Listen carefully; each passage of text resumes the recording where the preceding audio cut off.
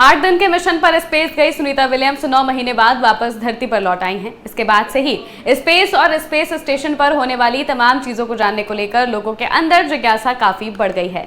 Space से जुड़े कई ऐसे फैक्ट्स हैं जो आपको अमेज कर सकते हैं और कई ऐसे सवाल भी हैं जो आमतौर पर सभी के मन में एक पल को आते ही होंगे, जिनमें से एक सवाल ये है कि स्पेस में ग्रेविटी नहीं होती है तो वहां एस्ट्रोनॉट्स टॉयलेट और डेली की एक्टिविटीज कैसे करते होंगे। तो आज हम इसी का जवाब जानेंगे। नमस्कार, मैं हूं महिमा शर्मा और आप देख रहे हैं आज की खबर। इंटरनेशनल स्पेस स्टेशन में अक्सर एस्ट्रोनॉट्स आते जाते रहते हैं और अलग अलग मिशन के दौरान अपना बहुत सारा टाइम स्पेस में धरती के चारों ओर घूमते हुए बिताते हैं। समय के साथ जैसे जैसे साइंस ने तरक्की की तो स्पेस में जाने और रहने के लिए अलग अलग तरह के डेवलपमेंट्स होते गए।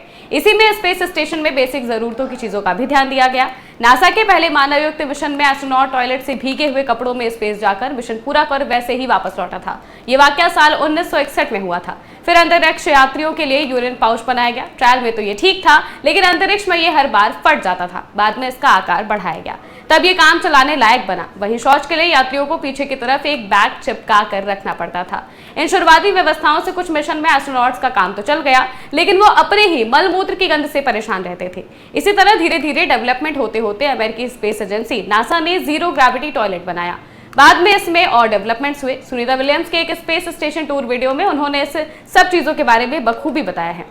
दरअसल स्पेस में मौजूद स्पेस स्टेशन में एस्ट्रोनॉट्स के लिए काफी खास तरीके का टॉयलेट बनाया जाता है, जो भले ही आम टॉयलेट की तरह लगे, लेकिन ये खास वैक्यूम वाला टॉयलेट होता है, जो हवा के जरिए आपके शरीर से निकलने वाले मल को एक टैंक में वैक्यूम फोर्स की मदद से ले जाता है।